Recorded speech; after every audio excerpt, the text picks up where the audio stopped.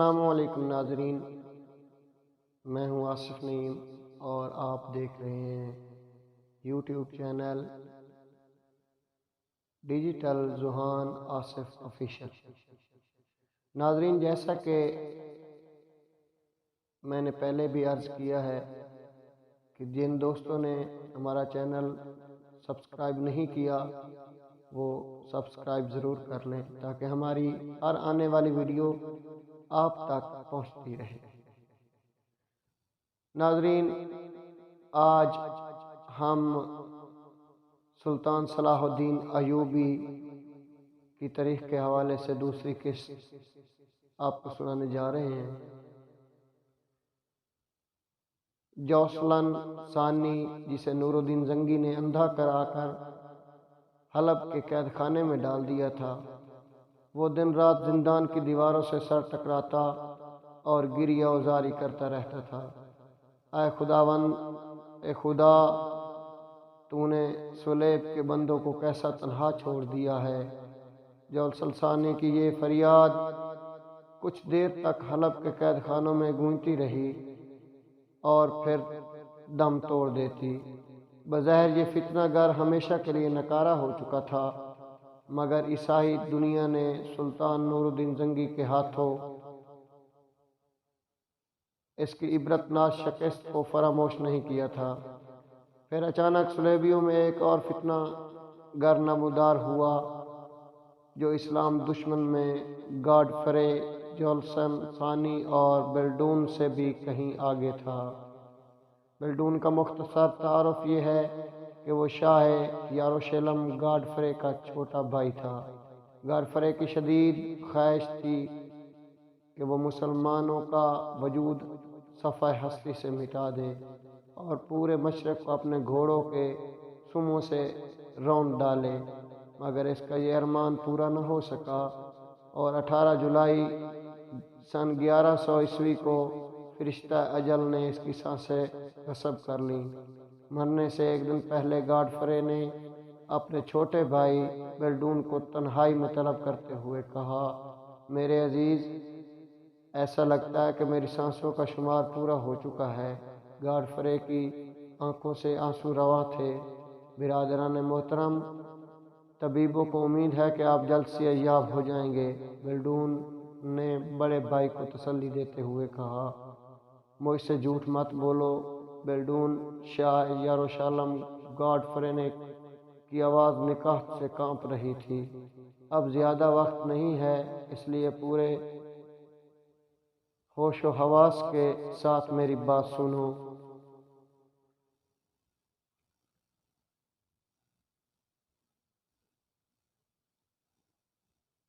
بیلڈون ہمتاً گوش ہو گیا۔ میں ساری دنیا پر مسیحیت کا پرچم لہرانا چاہتا تھا، مگر افسوس وقت نے مجھے مہلت نہیں دی۔ گاڈفرے کمزوری کے باعث رک رک کر بول رہا تھا، مجھے یقین ہے کہ میرے مرنے کے بعد یروشلم کے عیسائی تمہیں اپنا بادشاہ منتخب کر لیں گے۔ پھر جب تم تخت نشین ہو جاؤ تو میرے ناتمام خواب کی تعبیر تلاش کرنا۔ آپ کا خواب کیا ہے برادر محترم؟ بیلڈون نے اداس لہجے میں پوچھا۔ ہمیں کبھی مذہب کے ماننے والے سے کوئی دشمنی نہیں ہے۔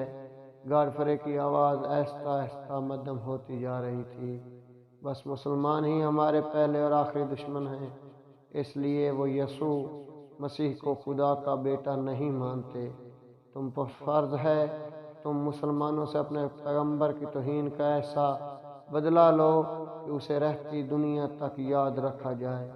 بیلڈون نے بڑے بھائی کے کانپتے ہوئے ہاتھ اپنے ہاتھ میں لے کر وعدہ کیا کہ وہ مسلمانوں کے کثر اقتدار کو ڈھا کر ہی دم لے گا، اور آخری نصیحت، گاڈفرے کی آواز ڈوبنے لگی تھی، اپنے دشمن کو کبھی معاف نہ کرنا۔ ایک حکمراں کے لیے اس سے بڑی حماقت کوئی اور نہیں ہو سکتی کہ وہ اپنے دشمن کو بخش دے۔ گاڈفرے نے مسلمانوں کے خلاف اپنے دل میں بھرا ہوا زہر کا آخری قطرہ بھی اگل دیا اور دنیا سے رخصت ہو گیا۔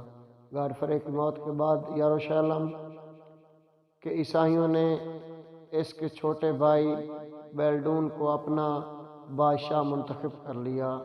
7 دن تک یروشلم کی فضائیں گاڈفرے کے غم میں سوگوار رہیں۔ پھر بیلڈون نے 40 دن تک اپنا جشن تاج پوشی اتنی دھوم دھام سے منایا کہ دیکھنے والے حیرت زندہ رہ گئے۔ شاہی محل میں شراب کی نہریں جاری تھی اور حسین رقاصیں عیسائی امراء کا دل بہلا رہی تھی۔ پھر جب یہ جشن مسرت ختم ہوا تو اسے اپنے بھائی گاڈفرے کی وصیت یاد آئی۔ پھر وہ صلیبیوں کے ایک لشکر جرار کے ساتھ توسیع سلطنت کا جنون لے کر یروشلم کی حدود سے باہر نکلا۔ پھر چند سالوں کے اندر بیلڈون نے حیفا، بسیان، ارسوف، فیساریہ، سور، اکا، طرابلس اور بیروت فتح کر لیا۔ ان فتوحات کے دوران میں صلیبی لشکر نے مسلمانوں پر جو مظالم ڈھائے، اسما کی آنکھ شاید ہی کبھی ایسے لرزہ خیز اور دردناک مناظر دیکھ سکے۔ عفت مآب مسلمان خواتین کی سرعام آبروریزی تو عیسائیوں کے لیے ایک دلچسپ تفریح تھی، مگر سب سے لذت انگیز تماشا یہ تھا کہ وہ دودھ پیتے بچوں کو ماں کی گود سے چھین لیتے تھے، پھر ان معصوموں کو ہوا میں اچھال کر اپنی تلواروں پر روکنے کی کوشش کرتے۔ نتیجتاً صلیبیوں کی شمشیریں ان شیرخوار بچوں کے جسموں میں اتر جاتی تھی اور وہ تڑپتے تڑپتے مر جاتے تھے۔ بیلڈون کی وحشی سپاہی کچھ دیر تک یہ خون رنگ تماشا دیکھتے رہتے تھے، پھر بچوں کے ٹکڑے کر کے ان کی ماؤں کے سامنے ڈال دیتے تھے، اور اس قدر قتل و غارت کا طویل کھیل کھیل کر بیلڈون بھی دنیا سے رخصت ہو گیا۔ پھر اس کی جگہ بیلڈون ثانی تخت نشین ہوا۔ بیلڈون ثانی نے بھی گاڈفرے کی طرح مسلمانوں کے قتل عام کو عبادت کا درجہ دے دیا تھا۔ یہ وہ بے غیرت عیسائی حکمران تھا کہ ایک بار رملہ کے قیام کے دوران مسلمانوں نے پورے شہر کو گھیر لیا تھا۔ اس صورت میں بیلڈون ثانی کے باہر نکلنے کی کوئی صورت باقی نہیں رہی، یہاں تک کہ وہ اپنی زندگی سے مایوس ہو چکا تھا۔ پھر اس موت کی وادی میں ایک مسلمان ہی اس کے کام آیا۔ یہ وہ مسلمان سپاہی تھا جس پر بیلڈون نے کبھی کوئی احسان کیا تھا۔ آخر اس مسلمان نے احسان کا بدلہ اتارنے کے لیے بیلڈون ثانی کو ایک خفیہ راستے سے شہر سے باہر نکال دیا۔ پھر جب بیلڈون ثانی اپنی محفوظ پناہ گاہ تک پہنچ گیا تو اس نے ایک بھاری لشکر کے ساتھ رملہ پر حملہ کر دیا، جس کے نتیجے میں بے شمار مسلمان تہتے ہوئے۔ صلیبیوں کی طاقت روز بروز بڑھتی جا رہی تھی، یہاں تک کہ عیسائیوں کی 4 مضبوط ریاستیں قائم ہو گئی تھیں۔ ابھی یہ سیلاب ملا، کچھ اور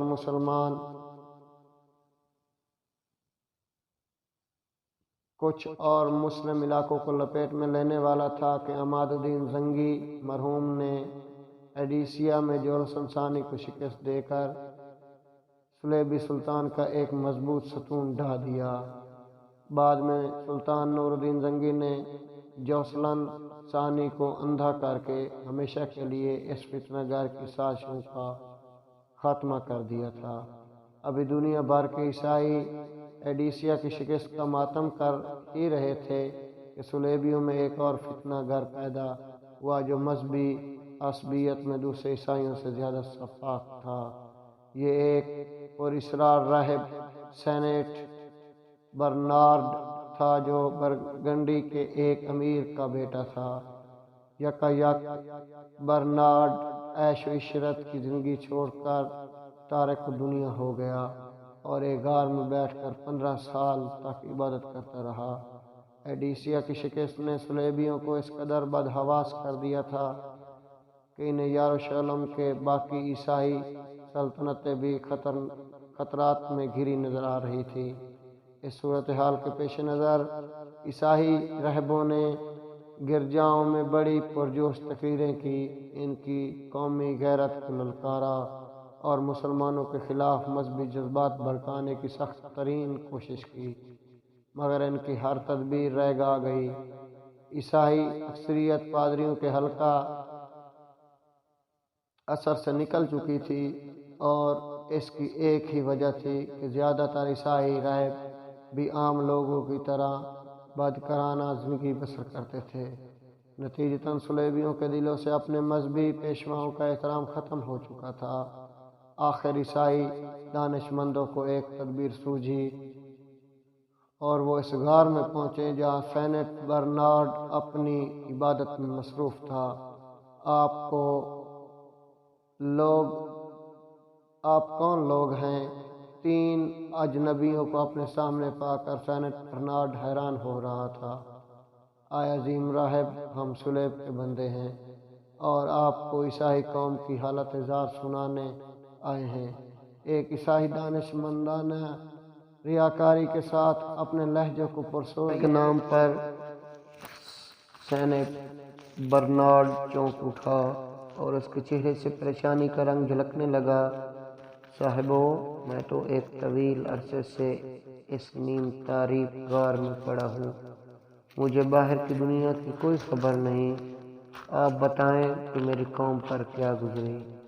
سینٹ برنارڈ کی بات سن کر دوسرے عیسائی دانشمند نے بھی اپنی انتہائی عیاری کا مظاہرہ کیا اور رقت امیز لہجے میں ایڈیسیا کے عیسائیوں کی ذلت امیز شکست کا حال سنانے لگا۔ یہ المناک واقعہ سن کر سینٹ برنارڈ کا سرخ سفید چہرہ اذیت و قرب کے غبار سے ہلکا سیاہی مائل نظر آنے لگا۔ میں ایک ناتواں راہب اپنی قوم کے کس کام آ سکتا ہوں؟ سینٹ برنارڈ ایک جذباتی انسان تھا۔ صلیبیوں کی ہلاکت و بربادی کی خبر سن کر اس کی آنکھوں سے نمی جھلکنے لگی تھی۔ اب آپ ہی صلیب مقدس کو مسلمانوں کی یلغار سے محفوظ رکھ سکتے ہیں۔ تیسرے عیسائی دانشمند نے پرسوز لہجے میں کہا۔ وہ کس طرح؟ سینٹ برنارڈ نے حیران ہو کر پوچھا۔ عیسائیوں کے دلوں پر مسلمانوں کی ایسی ہیبت چھائی ہے کہ وہ کسی طرح بھی ایڈیسیا کی شکست کا بدلہ لینے پر آمادہ نہیں ہوتے۔ پہلے عیسائی دانشمند نے سینٹ برنارڈ کو الفاظ کے جال میں پھنسانے کی کوشش کی۔ میں اپنے ہم قوموں کا یہ خوف کیسے دور کر سکتا ہوں؟ سینٹ برنارڈ کی حیرت میں مزید اضافہ ہو گیا۔ اب آپ کے وعظ و تقریریں ہی صلیبیوں کے سرد دلوں میں انتقام کی آگ بھڑکا سکتے ہیں۔ دوسرے دانشمند نے اپنی چال چلتے ہوئے کہا، عیسائی دنیا میں مجھ سے بڑے عیسائی راہب موجود ہیں، پھر میری کون سنے گا؟ سینٹ برنارڈ نے چند لمحوں کی سکوت کے بعد کہا، عیسائیوں کے تمام مقدس پیشوا اپنا اعتبار کھو چکے ہیں، اس لیے ان کی کوئی نہیں سنتا۔ تیسرے دانشمند نے دلیل پیش کرتے ہوئے کہا۔ سینٹ برنارڈ کچھ دیر تک گہری سوچ میں ڈوبا رہا، پھر عیسائی دانشمندوں سے مخاطب ہو کر بولا، میں برسوں سے گوشہ نشینی کی زندگی بسر کر رہا ہوں، پھر میری تقریریں صلیبیوں کو کیا متاثر کریں گی؟ یہ کام آپ ہم پر چھوڑ دیں۔ پہلے عیسائی دانشمند نے انتہائی پرجوش لہجے میں کہا، عنقریب پوری عیسائیت آپ کے روحانی مقام کو پہچان لے گی، بس ایک التجا ہے کہ آپ خاموشی کے ساتھ ہماری ہدایات پر عمل کرتے رہیں۔ عیسائی دانشمندوں نے کچھ ایسی دل فریب چالیں چلی تھی کہ سینٹ برنارڈ کے دل میں نبوت و نمائش کے جذبے نے دوبارہ کروٹ لی، اور وہ غار کے ایک نیم تاریک گوشے میں بیٹھ کر عیسائی دنیا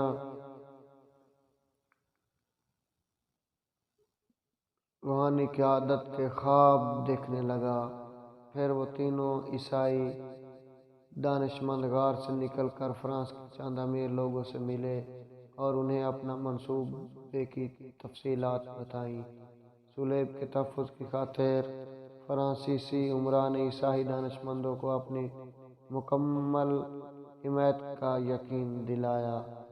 پھر چند روز بعد فرانس کے مشہور شہر وزلی کے گلی کوچوں میں یہ خبریں بڑی تیزی سے گردش کرنے لگی کہ سینٹ برنارڈ ایک خوددار رسیدہ بزرگ ہیں اور ان پر یسوع مسیح کی رحمتیں براہ راست نازل ہوتی ہیں۔